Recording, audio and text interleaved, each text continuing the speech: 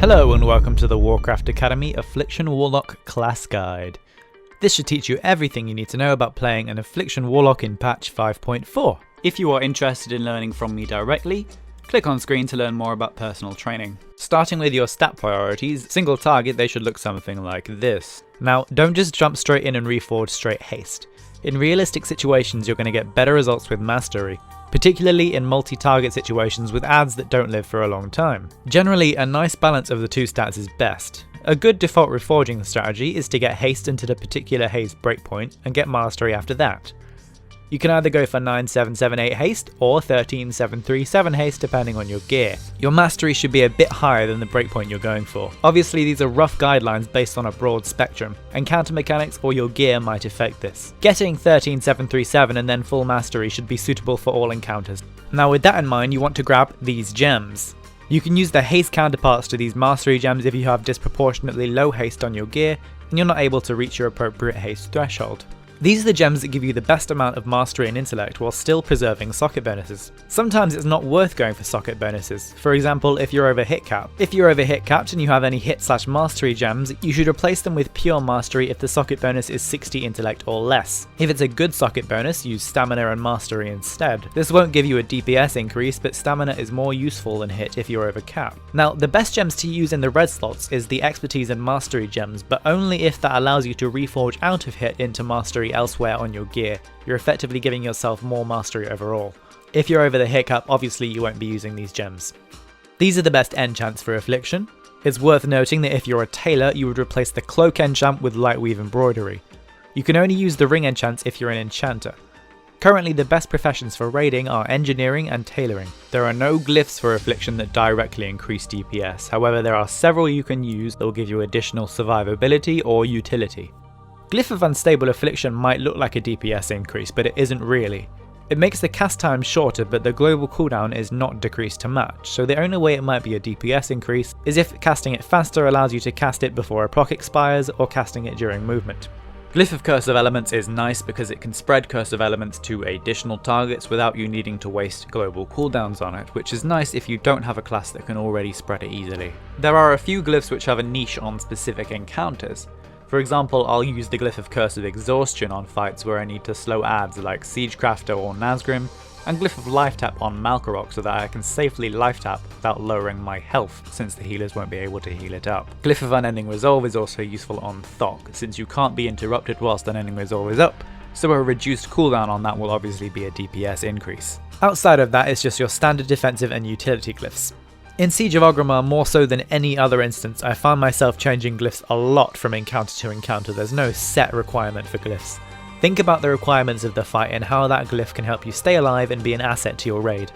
When looking at talents, again, you'll be changing talents a lot from encounter to encounter. In the first tier, I tend to use Dark Regeneration most often. Soul Leech is a lot weaker now that the shield is capped, and a lot of the damage in Siege of Orgrimmar is burst damage where Dark Regen will help you more. That said, Harvest Life is also now extremely strong, especially when used with Soulbend Drain Life, and it can heal you for something like 60k a second. Although obviously you won't be DPSing whilst channeling Drain Life, so that would be a DPS loss. In tier 2, I tend to use Shadow Fury for most fights, especially because there are so many fights in Siege of Orgrimmar with stunnable adds. Use Mortal Coil on fights where you don't need the stun. Soul Link is a little weaker now than it was previously, but 20% passive damage reduction is still very strong, so take Soul Link in most cases. Basically take Soul Link unless you want to try soaking very damaging attacks. In tier 4 you basically choose between a sprint or a personal dispel. I use Unbound Will on fights where I may need to dispel myself and don't need the sprint, like Immersius, Malkorok or Klaxi. In tier 5 for Affliction, you still want to use Grimoire of Supremacy in all situations since it provides the highest DPS increase. Now, the tier 6 talents have been massively redesigned. Archimonde's Vengeance is a fantastic DPS increase since it gives you 2 charges of Dark Soul. This only gives you 1 extra Dark Soul over the course of an encounter, but what it does do is allow you to sync your Dark Soul with your trinket procs every time for a significant DPS increase. I take Archimonde's Vengeance on 90% of encounters. The other talents are also very good, but they tend not to match up to AV. If you're doing a lot of AoE, you can take Manoros Fury instead, but in that case you're probably better off playing Destruction anyway. The Observer provides the highest DPS of your pets, however all of your pets are very close on DPS, so you can switch between them if needed. For example, you can use the Imp on fights with heavy target swapping since he has a much longer range. The Succubus is also great at doing good DPS and doesn't suffer from target swapping as much as the Observer. It really won't matter which pet you use. Don't just blindly use the Observer on fights where he'll spend most of his time moving between mobs. When looking at gear, I'm not going to simply outline a best in slot list here because there's so many variables in this kind of list, but I'm rather going to talk to you about some pieces you want to keep an eye out for. In general, you should be aiming to get your 4 set from tier pieces. Our 2 set bonus is a massive DPS gain and our 4 set is decent enough. You can probably drop the 4 set if you manage to get 2 or 3 Warforged pieces with haste and mastery on to replace it. Use the legs as your off piece as long as you can. For trinkets, you want to get a hold of Black Blood as quickly as possible. It's a huge DPS increase for Affliction. For your second trinkets, you have some options depending on your gear. Purified Bindings of Immersius is technically best, but only really once you have it on Heroic with heroic levels of gear, around 560 plus. Cardress Toxic Totem is a viable alternative and very good. It's probably a little worse than the Immersius trinket on Heroic with good enough gear, but before that it's probably even better. If you have a Heroic Wushalace final choice, it's better than the normal versions of KTT or Immersius trinket, so you should stick with that. Generally, you want to go for haste / mastery gear, with mastery / hit as a viable alternative. Affliction is all about dealing damage over time. You have 3 main dots that provide the bulk of your damage. Agony is your most effective dot. It starts at 1 stack when you apply it and increases to 10 stacks over time. The more stacks it has, the more damage it does. If you refresh it when it has 10 stacks, it will stay at 10 stacks.